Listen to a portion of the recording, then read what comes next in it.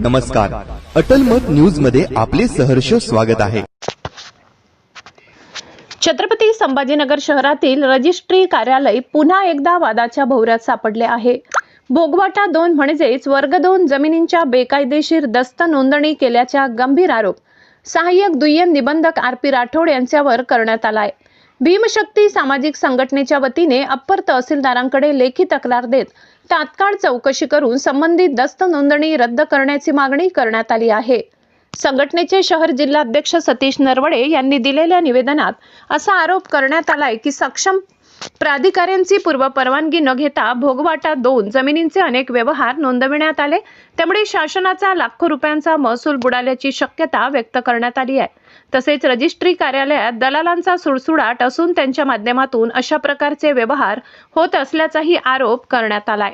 संघटनेच्या मते महाराष्ट्र जमीन महसूल संहिता 1966 मधील विविध कलमांचे उल्लंघन करून अनेक दस्त नोंदणी करण्यात आल्या असून याची सखोल चौकशी करून संबंधित अधिकाऱ्यांवर कठोर कारवाई करावी अशी मागणी करण्यात आली आहे।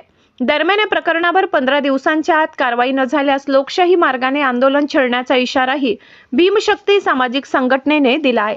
आता प्रशासन या प्रकरणाची चौकशी करून काय कारवाई करते याकडे सर्वांचे लक्ष लागले आहे।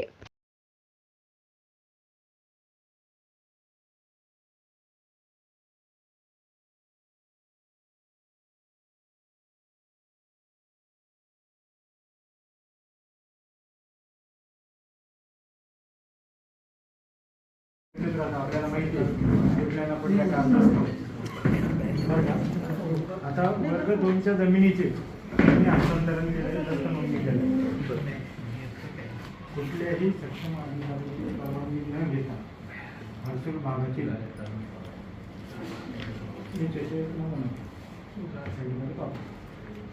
कुठल्याही प्रकारचं छत्रपती संभाजीनगर तहसीलदार साहेबाला आता आपण निवेदन दिलेलं आहे। तुमच्या प्रमुख मागण्या काय होत्या आणि कशा संदर्भात तुम्ही तहसीलदार साहेबांना?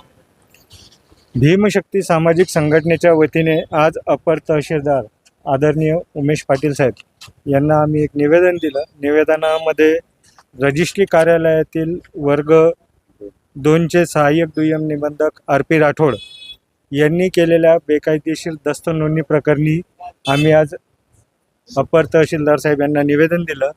त्यांनी हर्सूल भागातील वर्ग 2च्या जमिनी हे बेकायदेशीररित्या दस्त नोंदणी केलेल्या आहेत।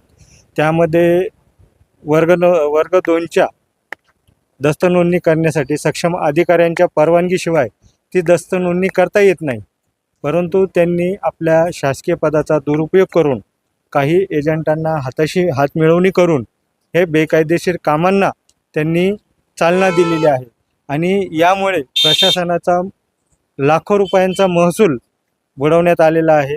सामान्य नागरिकाची व शासनाची खूप मोठ्या प्रमाणात फसवणूक झालेली आहे।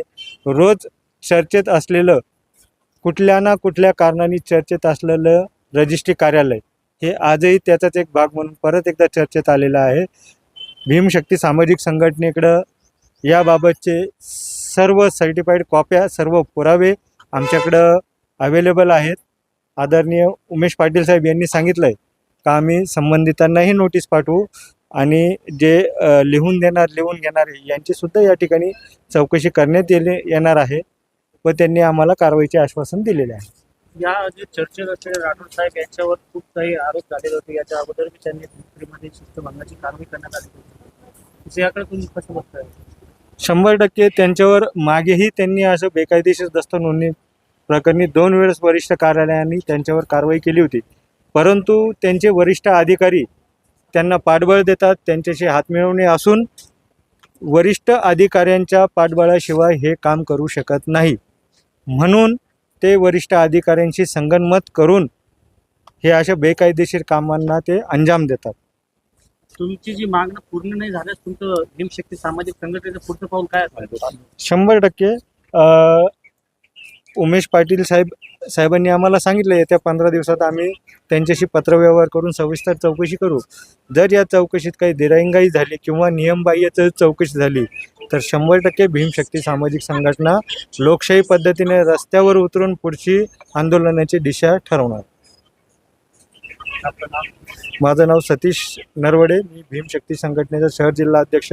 यावेळेस आमचे मराठवाड्याचे नेते आदरणीय मधुकर दादा नगराळ, युवा नेते स्वप्नीलजी नरवडे, आमचे लिगल ॲडवायझर आदरणीय पी कारेगावकर साहेब आदी शिष्टमंडळ यावेळेस उपस्थित.